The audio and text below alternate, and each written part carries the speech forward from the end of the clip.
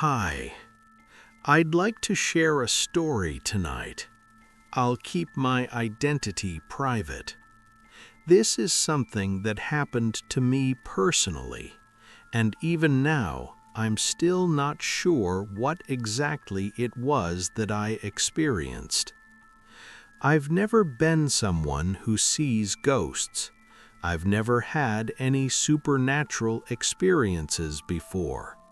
That's why this incident still bothers me until today. I used to work the night shift.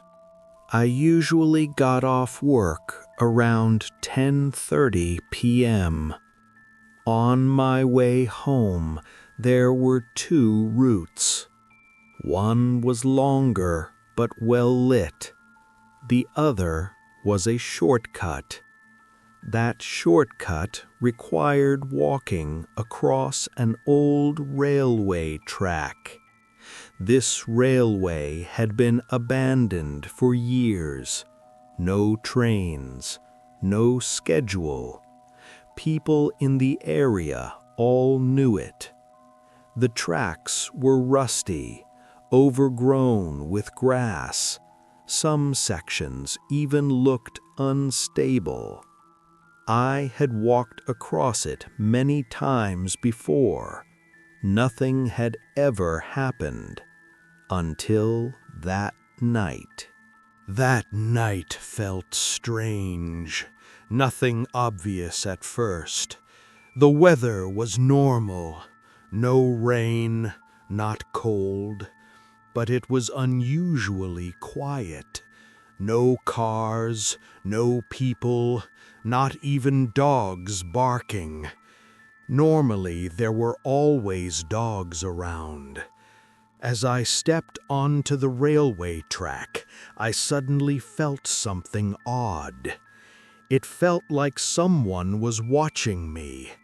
Not that I saw anyone, just that instinctive feeling you get when someone is standing behind you, even before you turn around. At first, I thought it was just my imagination, but then I heard it again. Clack, clack, clack, clack. I want to be clear here. If you've ever lived near a railway, you know this sound. It wasn't wind, it wasn't metal expanding. It was the sound of train wheels running on tracks. I froze, because there was absolutely no way a train should have been there. Then I saw the light. A dim, yellowish light emerging slowly from the darkness. A train was approaching, but it was moving very slowly. So slowly that it felt intentional, as if it wasn't just passing by, it was coming for something. The first thing I noticed was how old it looked. It wasn't like modern trains at all. It looked like something from decades ago. Then I looked at the front. I stared for several seconds. There was no driver. The train stopped right in front of me. No braking sound. No engine noise. It just stopped. One of the doors opened. I looked inside. There were passengers sitting inside the car, many of them. They looked normal. No injuries, no distorted faces, no blood. Just ordinary people. But none of them looked at me. Not a single one. It was as if I wasn't there. The lights inside the train flickered constantly. But there were no sounds, no talking, no coughing, no movement. It was far too quiet for a train full of people. Then I looked down at the floor. That's when I noticed something that made my chest tighten.